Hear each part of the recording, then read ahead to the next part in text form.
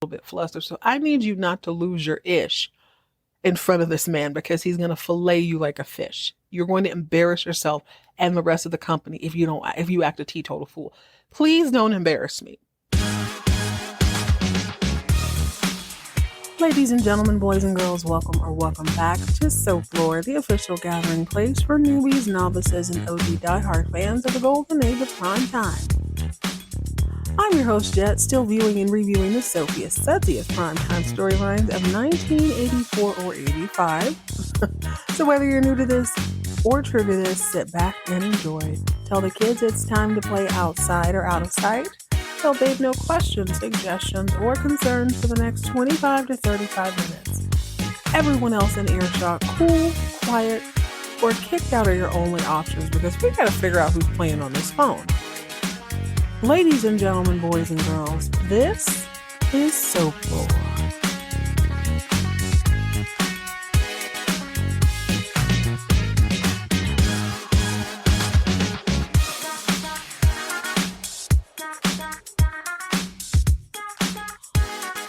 Hello, gorgeous, and welcome back to another fun-filled edition of Soap Lore. I hope your day is shaping up well.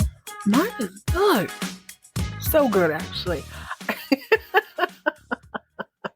I'm dang near giddy after this episode of Dynasty. We're on season 4, episode 22, The Voice Part 3. We are finally going to get to the bottom of the shenanigan. There's nothing worse than somebody playing with your mind and your time. Oh, just go ahead and grab yourself something bubbly and bright as we jump right into this one today. We got to get started. It went down in Hong Kong. Let's just go ahead and start with the bit players this episode. It is my girl Kirby, aka Wednesday Adam. I almost feel like she heard me and changed her outfit because we find her at the top of the show visiting the police station. This weird woman at the cemetery has left a weird taste in her mouth. I guess she gets it in her mind that she needs to look at everything one more time. Okay, my mother was alive up until about 6 months ago, or sometimes within the last 6 months she passed away, something like that. Father's pretty much the same. That's a crazy coincidence. Let me go read his letter one more time. So the police station is packed with all these sorts of people, and the detective on the case more or less tells her, okay, yes, I do have the suicide note from your dad, but I don't really feel good about you seeing it, which is more than fair. But she assures him she's fine. She even showed up in all white. It is the cutest sweater ever. Claudia had on one earlier this season where it's like a sweetheart neckline, or it's embellished with, I guess these are little diamonds, rhinestones. I don't know. They aren't over the top, whatever they are. But she's wearing this sort of implied sweetheart neckline on a sweater, on a white cashmere sweater, white pants. So she looks innocent, more or less. She reads over the note again. And in my mind, she's obviously thinking, okay, this is all Alexis's fault. Let me go do something about it. But once she leaves the police station, I'm assuming later that day, she goes back to her Wednesday Adamness, puts on a black coat, goes to a gun shop, registers to get herself a little gun, asks the man for help, like, okay, you know any place where I can take shooting lessons? And he's like, are you sure you want to do that, little girl? Are you sure this is what you want? Everybody is oh so moral on these shows. He's not thinking about a quick sale, even though he put 4 guns in front of her. And that's pretty much it on Kirby this episode. She has a gun in her possession. I am 1000% sure the only person she wants to shoot is Alexis. She had a small mental breakdown at the cemetery where she just heard Alexis kind of sniggling about her mother and her dad. So, my gosh, this woman can't win for losing. Adam, on the other hand, is not losing quite like that, but he's definitely not winning any friends. Not this episode. He seems to be the last person to know that his mother is in Hong Kong. Now remember, Stephen works for Alexis at Colby Co. Adam used to work at Colby Co., but now he works at Denver Carrington with Blake. He is the one who put Blake up on the Asian oil wells. And apparently there's this rift in the country. We don't know what 2 countries these are. We just know some things are going down. Steven feels like that information that Adam gave Blake actually came from him. I still don't remember how that went down. Whatever. I'm going to take everybody's word for it. I feel like Adam did his part, but that's neither here nor there. Because Adam comes bursting into Alexis's office, is like, was anybody going to tell me that mom is in Asia? Steven has the audacity to say, Adam, no one announced you. What he's saying is, hey, poor boy, you need to check in before you walk into this office. Adam, not one to back down. Who are you talking to? Who are you talking to, little boy? This is my mama's office. I can come in and out of this as I see fit. They once again have a little tip about who took what paper, what information was whom. But Steven feels especially betrayed by Adam. He's even mentioned this to Alexis, like, you really need to be watching your son. Later on in this episode, Adam bumps into Jeff at breakfast, which is so awkward. It's so embarrassing to have 3 wives, even if one of them is the same one, under one roof. And it's like your in-laws. So I guess that they're back to being in-laws. It's so weird. But Jeff is eating his brekkie and he's reading over some papers. Adam, being a lawyer, looks at the papers and he knows immediately it's a divorce decree. And he's like, oh, cool. You and Kirby's divorce papers are coming. That's awesome. Jeff's like, shut up, mind your business. And Adam's like, look, Jeff, I know I tried to kill you, this, that, and the third, but I really do want to put this thing aside. We're about to just move on. You're going to marry my incredibly lackluster baby sister. I'm going to marry your 4th choice wife. Why can't we be cordial? Our kids are going to be play cousins because you're not really related to anybody here, but you refuse to leave. But can we just get along? Can we just move on with our lives? I said I was sorry. You said it was cool. I understand some things came to the surface and you feel a different way, but I really, really, really want to make this thing solid. Jeff basically tells him to scram or step off. He's not having it, and it's really irrelevant. The only other thing that happens with Jeff is he takes Fallon to a carousel. They're planning baby Blake's, I think they said 2nd birthday. Yeah, I think they said 2nd birthday. I watched Falcon Crest too, so I'm like, I think Joseph is 4, and I'm like, when did he turn 4? Whatever, they're planning the baby's birthday party. Fallon realizes that she's having these weird headaches, and for some reason, she hasn't been having follow-up appointments as a formerly concussed patient. I know medicine has taken leaps and bounds, but I mean, damn, you would think she'd be having regular appointments. Either way, she gets off the carousel. She makes it back to La Mirage, which had to have been a trek. Gets on the phone, demands to speak to the hot black doctor. He's busy. She's like, okay, I need an appointment. Have him call me. That's it. That's all for them. This episode is really about business this time.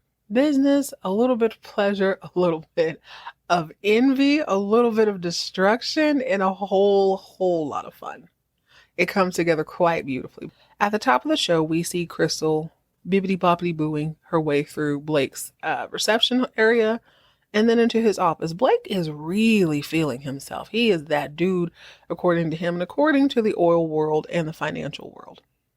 What he has done in a nondescript place in Asia is apparently noteworthy, has the entire continent buzzing like, oh my gosh, what's going to happen? So as she walks in, there's camera crews.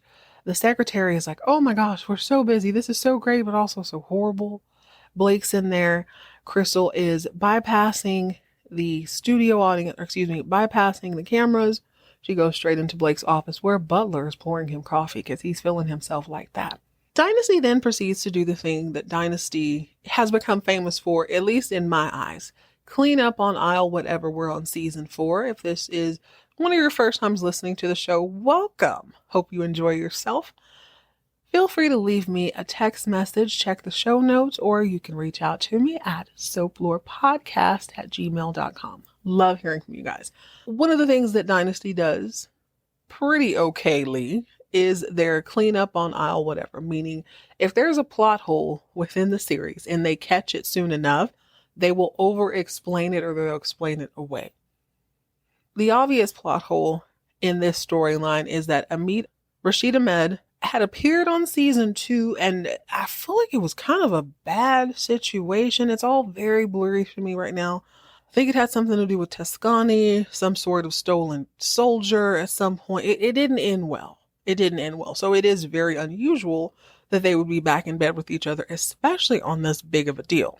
Krystal brings that up because I guess she's his PR person. She's like, well, the people are wanting to know, Blake, why you would do a deal with Rashid. Well, Blake says, Rashid represents a government. I am only doing business with him because he is their representative and none of the money will pass through his hand. Now, if that government chooses to pay Rashid a fee, or Rashid Ahmed, whatever his name is, let's call him Rashid. If they want to pay Rashid, that's their business and it's fine. I think this is an important stance, even if it really doesn't make sense, even if it is sort of nondescript. He is saying business is business, other stuff is other stuff. I'm always going to put business first, which is why this is going to be so good for me and my company and the US. I'm not picking sides. I don't pick from governments. I am simply doing business. There's an opportunity. I decided to take it. So a little later on, I think maybe it's the next day or something, Krystal's orders from Blake is that she has to go into work a little bit later every day. She can't overexert herself because she's 20 minutes pregnant now. He wants her to get a little more sleep in the morning. She is supposed to go to the office a little bit later in the day. Now, she said this on the last episode, but I didn't care. And perhaps I should take a page out of Blake's book. Let me move my feelings aside and pay better attention to the storyline. She did say that. She did mention that she has to either go in an hour later or leave an hour earlier, something like that. Well, she has not left for the day for work. So she's reminding Blake, hey, you have that meeting or an interview with World Finance Magazine. You're going to be meeting with this kid named Gordon Wales. And apparently he's Gordon Wales. He's tough as nails. He's one of the toughest reporters out there. He is not going to go easy on you when it comes to these questions. He's going to want to know about Rashid. He's going to want to know X, Y, and Z. And Blake's like, baby, why are you even? Come on now. Don't worry about that. I'm going to be amazing. What she says, what he hears, and what she means are all very different things. She says, oh, Blake, you are known to have a little bit of a temper from now and then. I just want to make sure you're prepared for what is to come. He hears, oh, Blake, you've got that big, brave bravado and brain power. I don't want you to overpower Mr. Gordon. What she meant is you are an irrational child 9 times out of 10 whenever you get a little bit flustered. So I need you not to lose your ish in front of this man because he's going to fillet you like a fish. You're going to embarrass yourself and the rest of the company if you act a teetotal fool. Please don't embarrass me. He does aight. So Mr. Gordon, or Gordon Wells, comes to Blake's office, and he asks about Rashid Ahmed. Blake's replies, I already answered that question on TV. I don't want to talk about that. Okay, cool. So how could you say this isn't a political move? Weren't you a part of a political party? There are 2 countries that technically own this oil. Aren't you technically siding with one if you do this? Blake's like, no. Again, I am not picking sides. I am simply running a business. The United States of America needs a new source of oil. We found one. It's going to be wonderful for my company and good for America. America. And the guy's like, okay, yeah, sure. What about that girl, Tracy? Didn't you have this hotshot PR girl, Tracy? She went with you to Hong Kong, but I noticed she didn't come back. Now, how he knows that, I don't know. This man is doing his due diligence. Gordon Wells continues to say, is it possible that she felt like you were getting into bed with the wrong country? She feels a little bit uncomfortable. Maybe she quit? Is that how that happened? Blake doesn't completely lose his mind, but he says, I'm so bored with this. I've been bored with you the whole time. This interview's over. The man stands up, turns his back. I kid you not. Crosses his arms. Almost says, harumph. The guy smirks and is like, cool. I'll send you a copy. Blake says, send me 2. One for me and my legal team. Not the best one-liner, but it is what it is. Now, all of this is very important because Alexis is on the other side of the world trying to thwart this plan. She obviously doesn't have enough money. And I believe at the top of this episode, Blake I think he's like at 80 million. He's really, really close to having all the money he needs to buy up, or at least, I don't know. I don't know if he's leasing them. I'm assuming he's buying them up while these 2 countries are not agreeing with each other. So we're going to have to go ahead and fold Claudia into this part of the story because Krystal and Blake kind of have a hand at this. So real quick, real brief recap. Krystal used to mess with Matthew way back in the day. I guess he left to go back to the Middle East at some point. Claudia was in an insane asylum on season 1. But now, all that has kind of come full circle because Claudia is her stepdaughter-in-law because she married Blake's son, Steven. I hope I said that right. Krystal is Claudia's stepmother-in-law. Yes. Okay, so I guess the recommended time for rest has expired. Krystal was able to put on clothes and she decides that she want to look like an orange sickle in a Hot Wheels car all at once. So she puts on coral with orange flames going off of her shoulders. She is ready to set the town on fire. As she and Claudia are walking down the steps, telephone rings and a just kind of overzealous butler is like, hello, Mrs. Carrington. Mind you, there's 2. It's the same man who's on the phone from you from when you came back from Brazil. Remember that dude? Sir, mind your business. What you're supposed to say is telephone for Mrs. Stephen Carrington. Why are you telling my business to my stepmother-in-law? What if that was her side dude? Please don't announce that. Anyway, Claudia's butt cheeks probably begin to clench up because she's like, oh crap, that's going to be Matthew. That's going to be the ghost. I don't really want to talk to him. I'm freaking out. She starts to clam up. But like I said, Krystal and Creamsicle has business to attend to. So she Hot Wheels it over to the telephone and she's like, hello? And then you hear, we need you, Claudia. Claudia, we need you. This is my brooding cowboy voice. Claudia, we need you. You and Lindsay and our family, we need you. And Krystal's like, hey, Matthew, it's me, Krystal. Claudia, we need you. She's like, what the hell? Finally, he stops talking to her. She hangs up. I don't remember. But she turned and she's like, girl, that was the weirdest thing ever. Claudia says, what did he say? Well, he said, we need you, Claudia. We need you. We're a family, you and Lindsay and I. Claudia's like, yeah, that's what he said last time. That's what he said last couple times. What else? He said something. I don't know what else. He said something. Claudia agrees. She's like, girl, I've been trying to tell you. I told y'all that was Matthew. He's been saying that's exactly what he's been telling to me. That's exactly what he's been saying. So Krystal's like, okay, that's weird because I even told him that it was me. And I know he didn't forget me. It's almost as if it was a recording or something. And everything clicks into place for the stallion. And she's like, girl, did I tell you that when both of us were sleeping with him, but I was in the sanatorium, I was supposed to get a tape from him, but his mom acted like it never came to the house. She claims that she lost it. I even asked her about it. She talking about she don't know where it is. Krystal is either hopped on my baby hormones. Maybe she's a little annoyed that somebody is messing with her stepdaughter-in-law. Or maybe the Hot Wheels flames have given her a little zigga-zigga. She's like, guess what? Girl, get in the car, girl. We finna go over there now. Krystal's ready. Ohio is ready. So they make their way over to Mother Blaisdell's house. I'm eventually going to go back and look at season 1 because I feel like that's the same house that Matthew and them were in when Claudia came back on season 1. Mother Blaisdell opens a door and she's clearly taken aback like, oh my God. Hi, Claudia and rich lady. Why don't you come on in?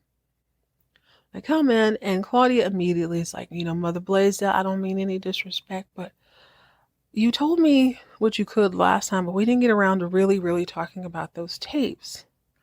Now, Mother Blaisdell want to start acting all funny, like, oh God, I hope you didn't stop by to harass me, did you? Here we go, the victim here.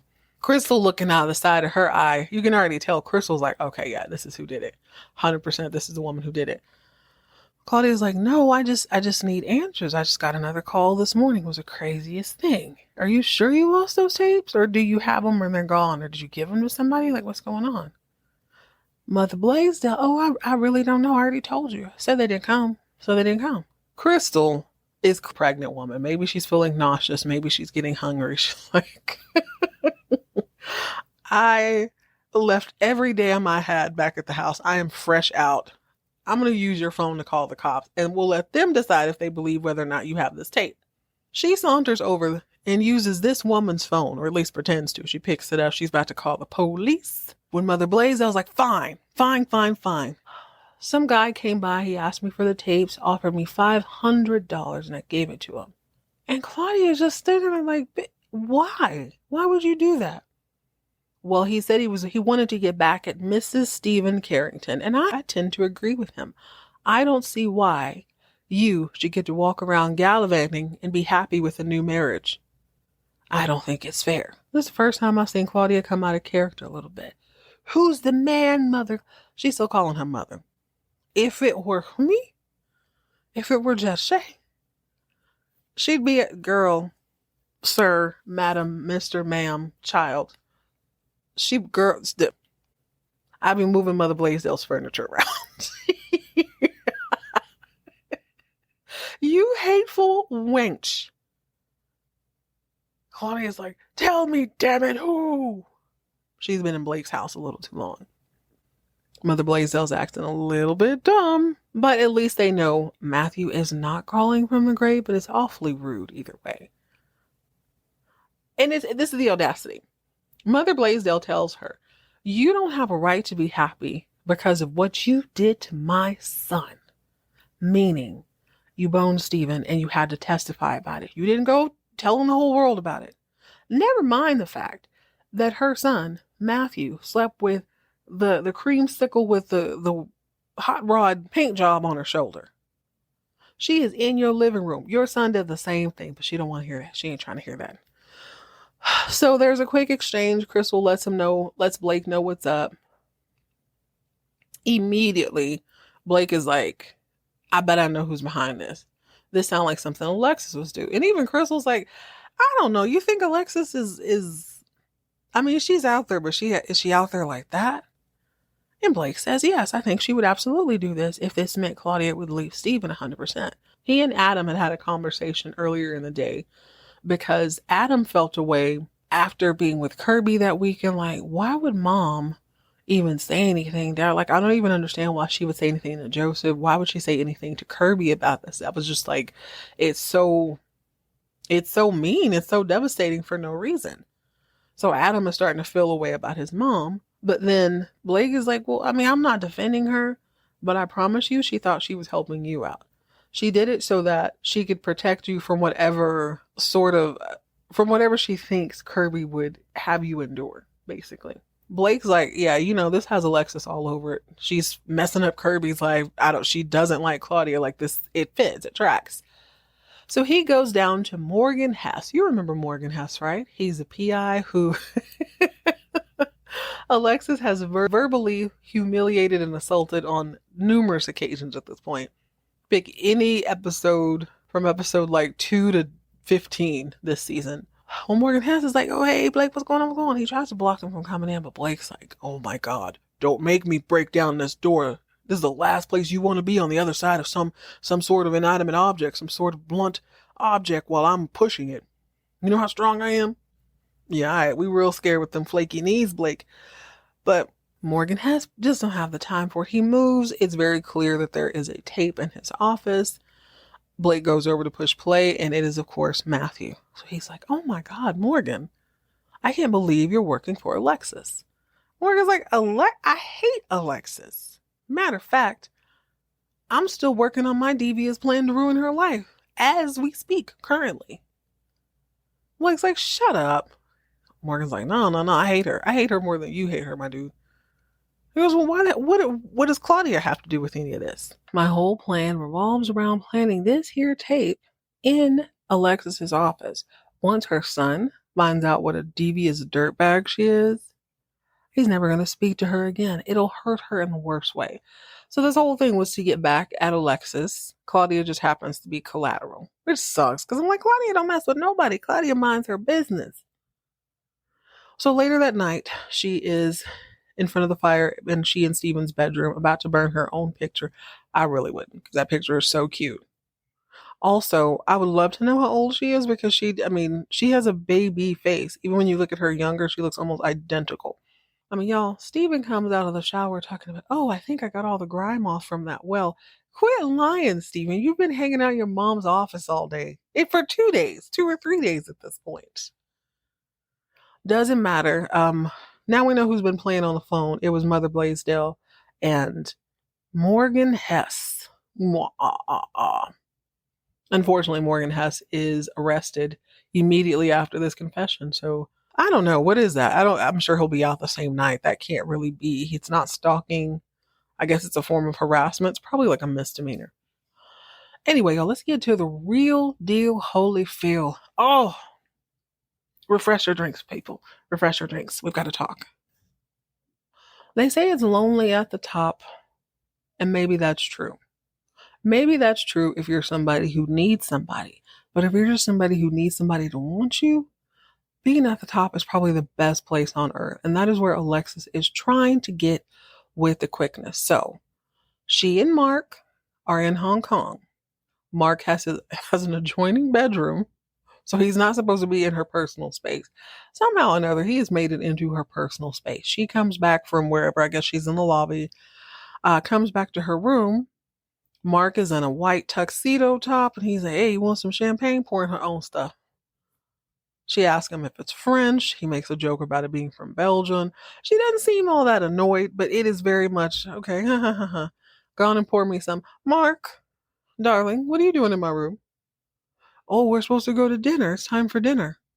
Oh, that's cute, baby. Here. She goes to her purse, pulls out a fistful of foreign dollars, and says, here, Mark, go to the arcade. That's basically what she says. You know, folks, the more I think about it, the more I'm convinced Mark Jennings has it made. He gets him a little bevy, drinks a little champagne on the way down, heads down to the lobby. Surely he's going to meet some international broad, have a good time.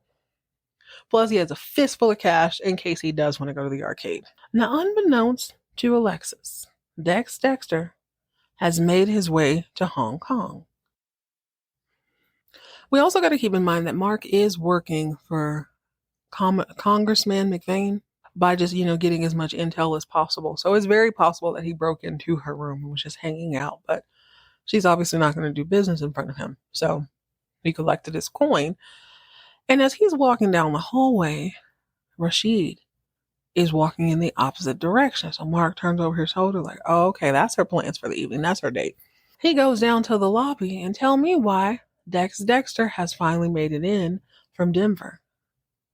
Dex recognizes Mark. He goes to sit over by him. They start chittering. Now, Mark is being a little... He's cool considering him and Dexter have come to blows already. But Mark is like, man, are you that... I'm paraphrasing, ladies and gentlemen. I'm not going to give you verbatim, but you'll get the essence of this scene. Dex has a seat. He pulls out a cigarette, starts smoking, and Mark's like, dang, are you that whipped, huh? Halfway across the world to check on your girl. Dexter replies, sir, me and my girl own a corporation. You wouldn't know nothing about that. You see, if there's business being attended to, I need to be in that business. We all know this is true because Dexter doesn't give a damn about a closed door. How many meetings has he burst in this season? Unannounced.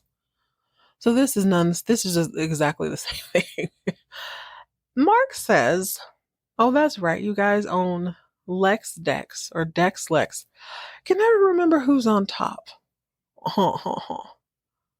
Dexter's like, it's Lex-Dex, as in she's on top. If you really want to know, if you really want to go there. But we're always both on top. You see what I'm saying? Like, this is our business. I just want to make sure I stay abreast of the situation.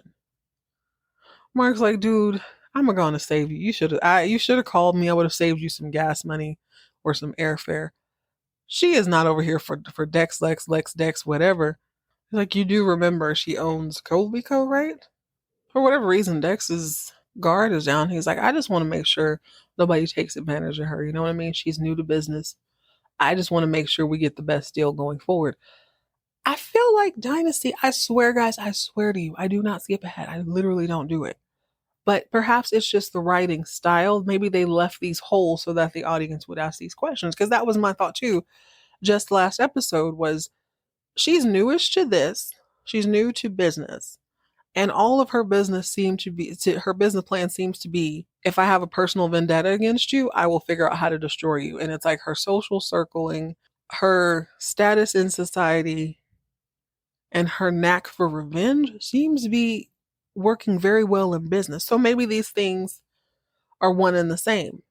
There's also a scene, I guess a little bit towards the end, where Jeff and Blake are in Blake's office, and it is cleanup on aisle 4 again. So Jeff comes in and he's asking about the deal. Like, the deal's almost done. I guess they just need a little bit more money. I forget the amount. And Alexis comes up and Blake's like, she's going to be so pissed when she gets all the way to Hong Kong and she realizes any oil wells I left them because they were bummy. She's not going to get a red cent. He thinks it's so funny. But Jeff informs Blake, or me, the audience, that Alexis has had a lot of success because she is running the company the exact same way that Cecil Colby was. Now, this is the second time they brought up Cecil in the last 2 episodes, and I was given a word of advice to wait till they bring it up before I start watching the Colbys. So, OGs, is this my signal, or do I need to relax? Do I need to wait a little bit into season 5?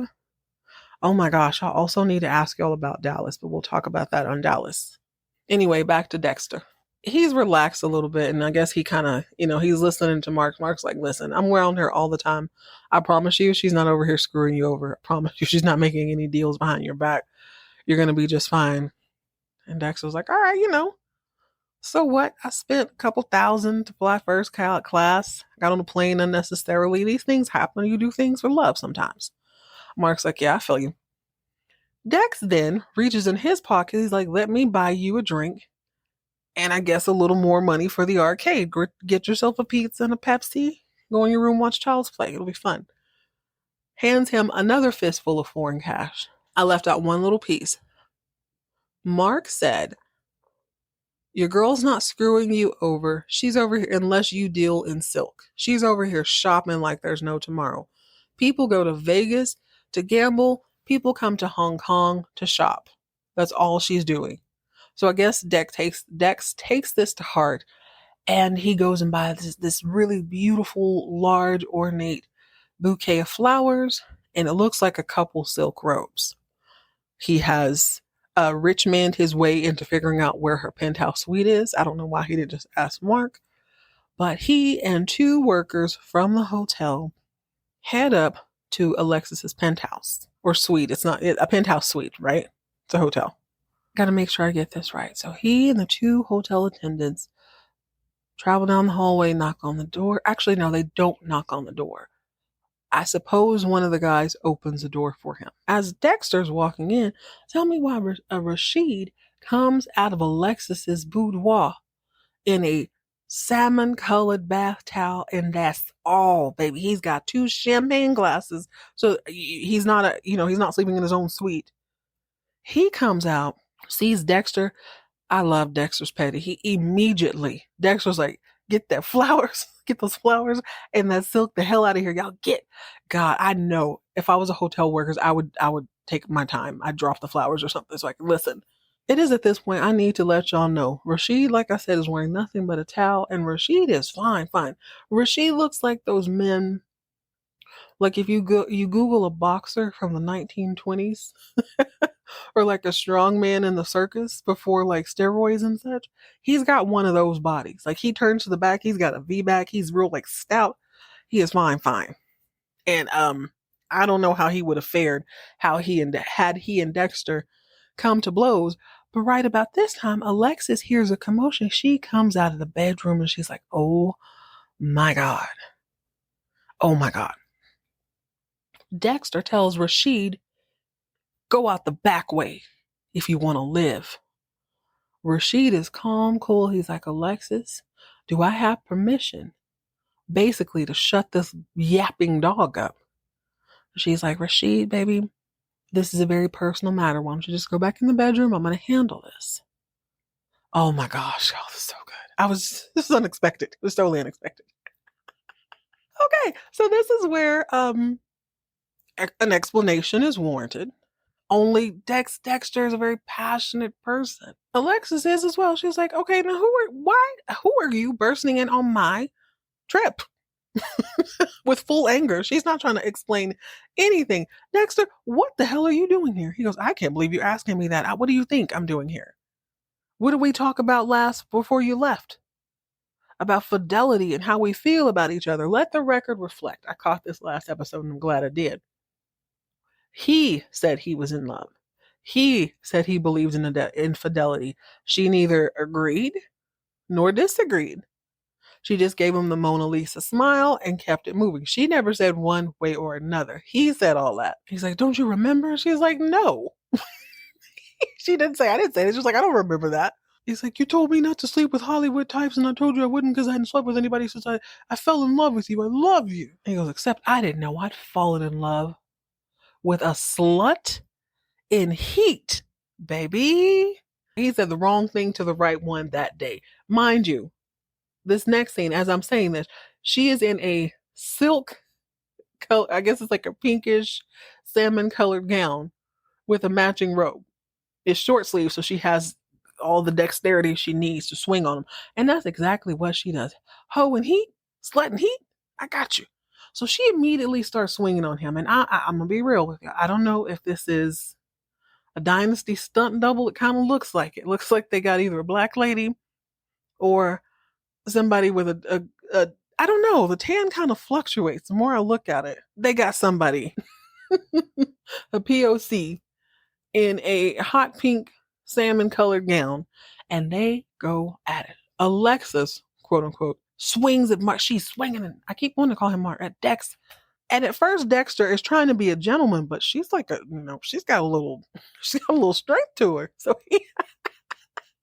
he eventually has to get into a more athletic, more powerful stance. He has to, secure his core, bend with his knees so that he can take her. Well, she's swinging wildly, and eventually she gets her claws out. She scratches the side of his face, and he lets her go, and he cups the side of his face, and she's like, yeah, absolutely. Get some. She starts looking around the room, feeling her powerful and stuff. I'm gonna knock him out. Reaches for the first piece of decor that has a little weight, and she heaves it at him. Only this time he's ready. He knows she's crazy, so he squats down like the Black Panther or like Black Widow when she jumps off the stuff. He's ready. He's ready to avenge that ass.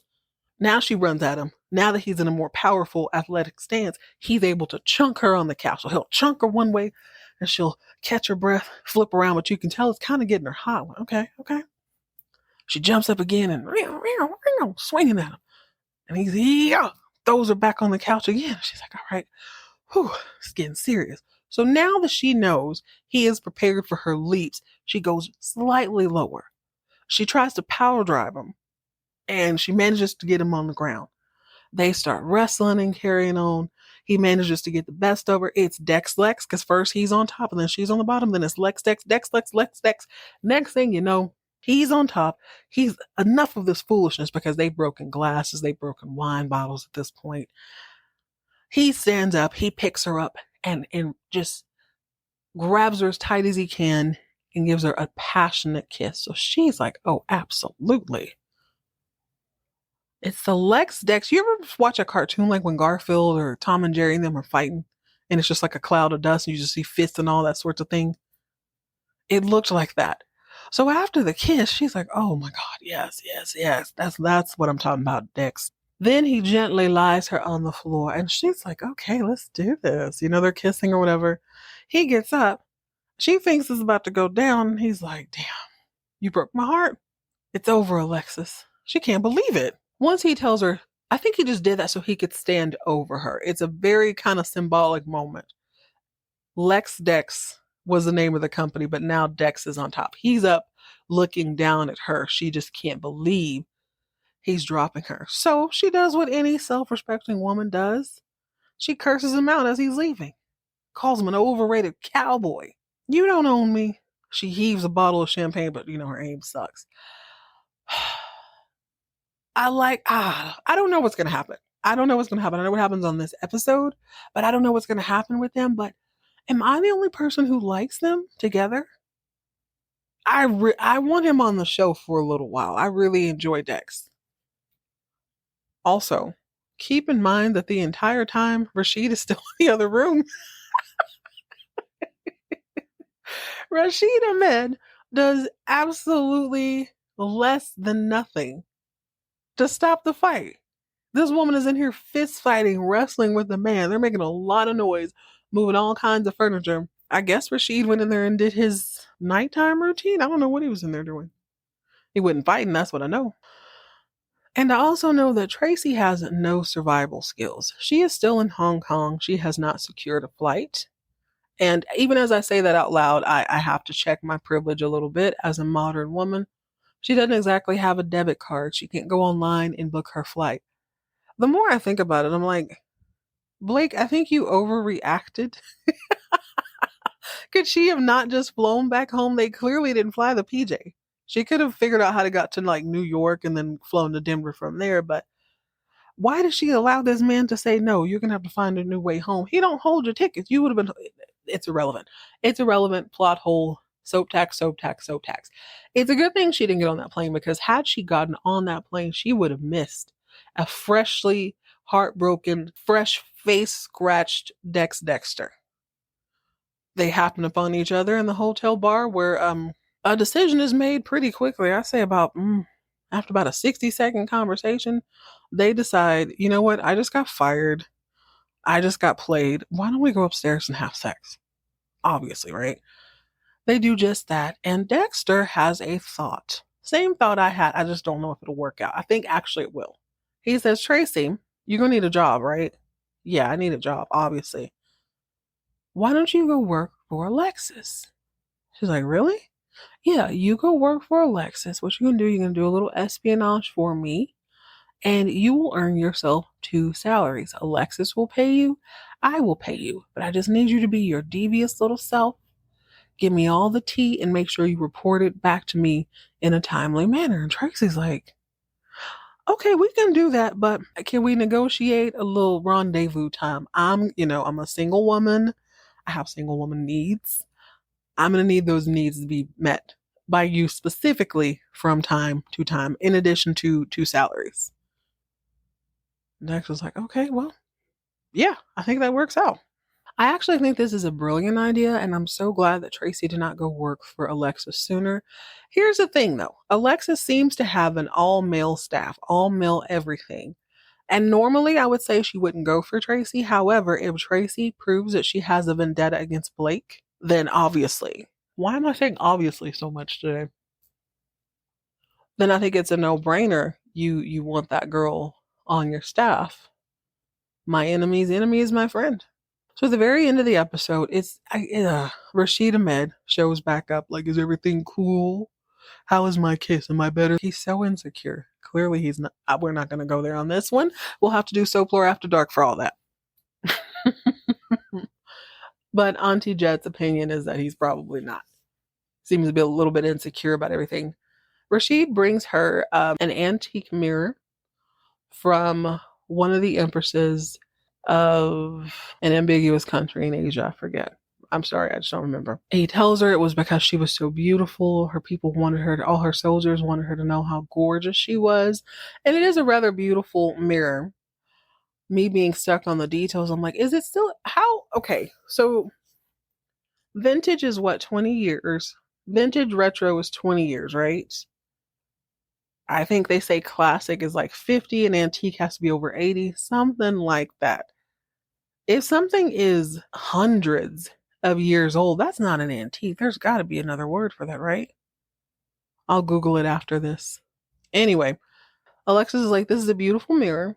It's gorgeous. But I paid you 5 million modern dollars to destroy Blake Carrington. Is there an ETA on this destruction?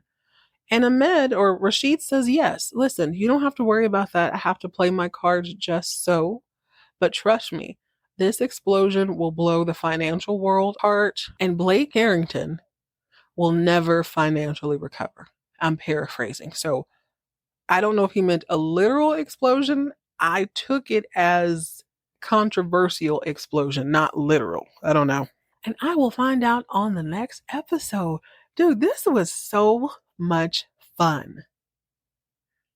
I believed Mother Blaisdell too, just for a split second. But again, why do you introduce people on a show if it's not noteworthy? They brought up the Colbys, or Cecil Colby specifically. So I'm hoping that's coming. I'm kind of at the edge of my seat, ready for that to happen. But I'm enjoying the season so far, guys. This is I forgot about the Alexis fighting people. I love that about her. I feel like she's supposed to be this rich, very sophisticated woman. She's slick at the mouth. I like that she doesn't really care. How dare you have a man travel overseas who you know is head over heels in love with you, and you curse him out for interrupting your date? No remorse, no apologies. Cutthroat. Also, Adam gave that look in his eyes a couple times this episode, so I hope he's about to flip a switch. I don't think he is, actually. I really don't think he is. I think those days might be over. Just Steven and Jeff don't like him. He's struggling with that, but that's probably because they all live under the same roof. All right, guys, that's it. That's all. Join me next time as we jump back into another salacious episode. I swear to you, I promise it's going to be so good. I've watched Falcon Crest and I've watched Dallas, and I was just like, oh my God. In the meantime, in between time, leave your phone off the hook. You keep getting random recordings from a dead guy, block them. Leave your phone off the hook. Stop answering it. Stay hydrated, stay moisturized, mind your own business, and keep all of your drama on TV.